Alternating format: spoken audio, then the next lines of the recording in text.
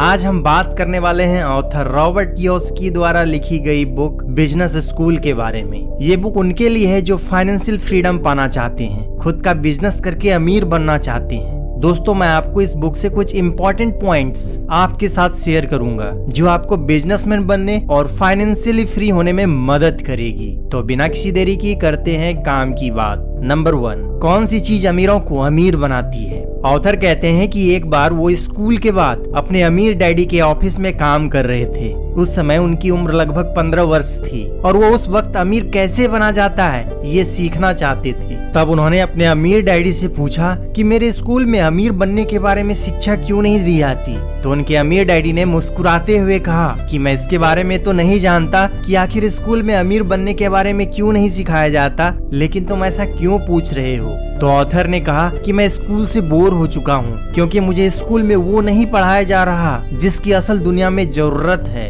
मैं नहीं चाहता कि बाकी लोगों की तरह मैं भी किसी के लिए काम करने वाला कर्मचारी बनूं। अगर ऐसे में आप भी अमीर बनना चाहते हो तो आपको ऐसे बिजनेस स्कूल में जाना चाहिए जहां आपको बिजनेसमैन बनने के लिए शिक्षा मिले, क्योंकि अमीर डैडी कहते हैं कि अगर आप अमीर बनना चाहते हो तो आपको उन लोगों के साथ नेटवर्क बनाना चाहिए जो ऑलरेडी अमीर हैं। नंबर 2, अमीर बनने के तरीके।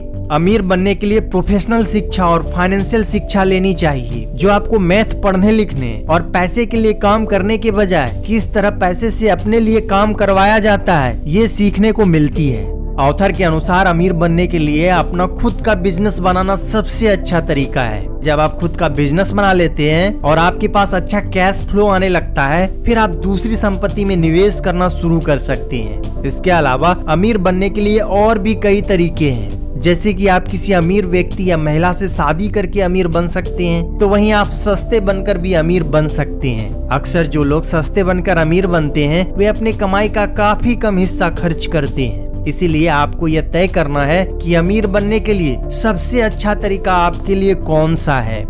Number 3, business education.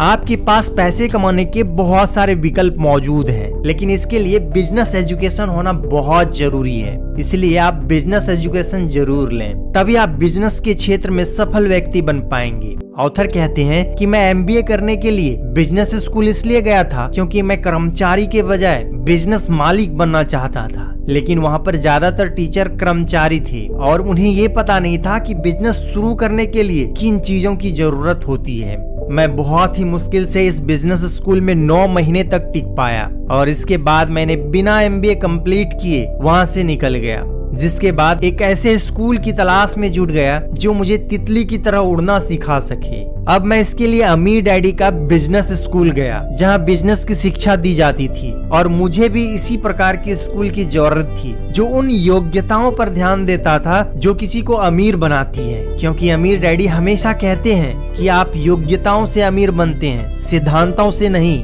नंबर 4, 5 साल की योजना।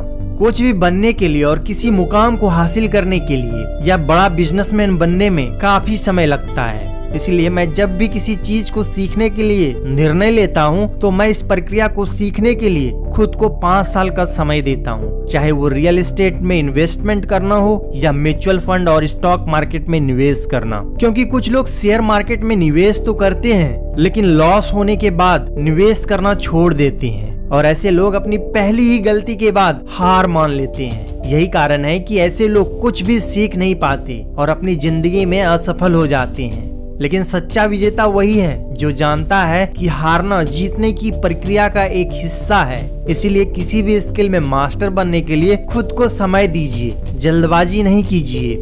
नंबर 5, रिजेक्शंस और सुधार। ऑथर कहते हैं कि मुझे जब भी रिजेक्ट किया जाता था तो मैं खुद से सवाल करता था कि आखिर मैंने गलती कहाँ की है, मैं इससे भी बेहतर कैसे कर सकता था। और जब मैं सही जवाब नहीं ढूंढ पाता था तो दोबारा उस व्यक्ति से बात कर अपनी कमियों के बारे में पूछता था। मैंने कभी भी मुझे रिजेक्ट करने वाले को मूर्ख या घटिया आदमी नहीं कहा, बल्कि मैं मानसिक रूप से उस व्यक्ति को धन्यवाद देता हूँ कि उसने मुझे सीखने और सुधार करने के लिए मौका दिया। क्योंकि अमीर डैडी कहते हैं कि जो लोग रिजेक्शन से बचते हैं वो लोग अपने जीवन में काफी कम सफल होते हैं, तो वहीं जो रिजेक्शंस का सामना करता है और अपनी कमियों को दूर करते हैं वो अपने जीवन में काफी सफल होते हैं। तो दोस्तों आज की वीडियो में बस इतना ही। आपको ये बुक समरी कैसी लगी हमें कमेंट करके जरूर बताइए। वीडियो को लाइक करें, शेयर करें और चैनल को सब्सक्राइब करना ना भूलें।